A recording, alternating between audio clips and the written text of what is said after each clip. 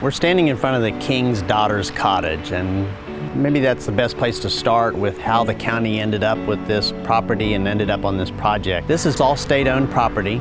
It's part of a training school for particularly young boys, and we're otherwise going to go to jail, but through some reform sent here. So it essentially is a reform school. It had been used over the years by the state. Even as they built new facilities, they continued to use some of these cottages.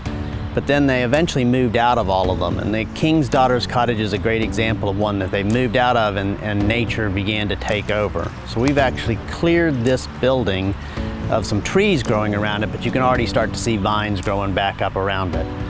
The state had realized that this is all surplus property for them. They had no plans of anything to do with it. So they did a legislative study commission. They looked at the surplus property and they determined for both this historic portion of it as well as some other properties they own around here that perhaps the best thing to do was to look at partnering with the county and eventually with a private group to redevelop this.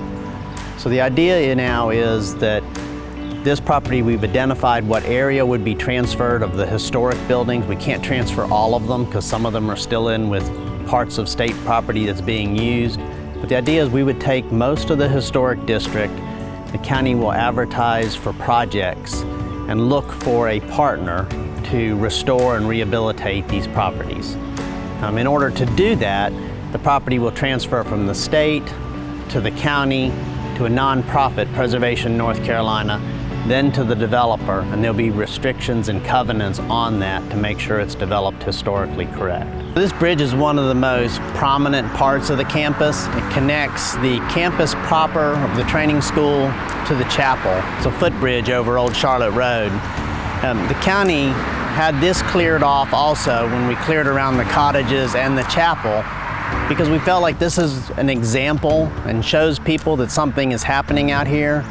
We're going to be going out and soliciting proposals to redevelop this property and restore it. And we feel like by showing this off, people will see that. It's a tangible evidence that something is going on.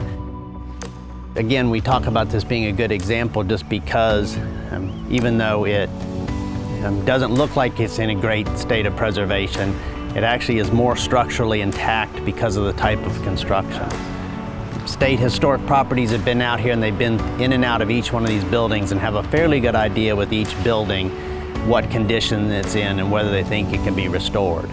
And it looks very far past being restored, but they believe this one can be. One of the options we've been looking at is UNC Charlotte has very graciously, through their College of Engineering, volunteered to help us detail some of the architecture out here. So we are looking at working with them both with some drone technology to assess roof conditions, but also they have some ways to map some of the architectural details using computer scanning systems, and that way you can get that done without ever actually having to touch this and get inside it.